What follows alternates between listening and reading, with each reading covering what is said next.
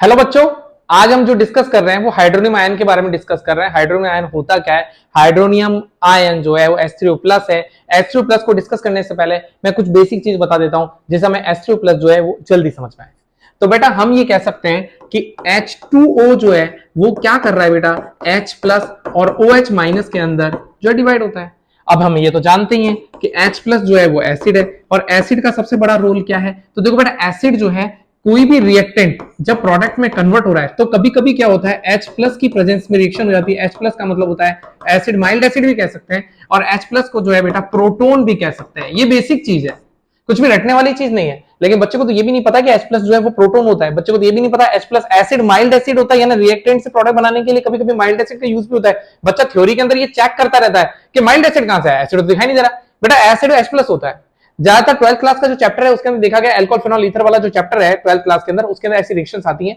अच्छा, दूसरी बात मैं क्या कह रहा हूं, मैं ये कह रहा हूं बेटा H3O+ ये हाइड्रोनियम आयन है, ये हाइड्रोनियम आयन, ये हाइड्रोनियम आयन है। बेटा हाइड्रोनियम आयन क्या होता है, मेनली हमें बात इसकी करनी है। ज्यादातर बच्चों को हाइड्रोनियम आयन भी नहीं पता, कंफ्यूज रहते हैं, रिएक्शन सॉल्व कर रहे हैं, रट रहे हैं। हाइड्रोनियम आयन तो भाई जान ले पहले। तो हाइड्रोनियम आयन के लिए क्या करना है, मैं नेक्स्ट स्लाइड में आपको बता रहा हूं कि जो हाइड्रोनियम आयन है ये H3O+ हो गया बेटा, है ना।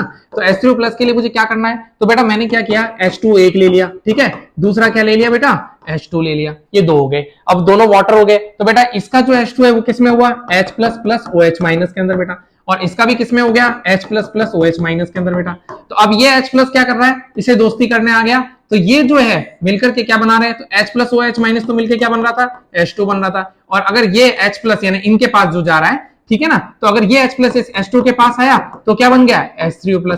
अब क्या रह गया बेटा, अब ये हमारे पास OH- भाई साहब रह गए, ये जो बेस है। अब बेटा ये कह रहा है कि भैया आपके पास, अब ये तो हाइड्रोनियम आयन बनी गया, ये तो हाइड्रोनियम आयन बनी गया। अब ये कह रहा है भाई साहब मैं रह गया अकेला। अब ये हाइड्रोनियम आयन किसी रिएक्शन के अंदर कभी कभी शो होता है, H3O+ जो रिएक्शन है, यानी H3O+ जो है वो किसी रिएक्शन के अंदर शो हो रहा है। अब हमें पता चला H3O+ ऐसे बना, यानी H2 के साथ H+ जुड़ा ना, तब H3O+ बना, हमें अब पता चला है। अब OH- अगर वापस हाइड्रोनियम आयन के साथ ऐड हो जाता है तो हम कहते हैं ये लो H3O+ के साथ अगर OH- वापस ऐड हो गया, तो H3O+ तो वापस किससे बना था, H2O + H+ से बना था, और ये OH- इसके साथ जुड़ गया, तो लो भैया OH- तो ये मिलकर के वापस क्या बना लिया, H2O, और ये भी वापस क्या बन गया, H2O। पहली कंडीशन तो ये रही बेटा।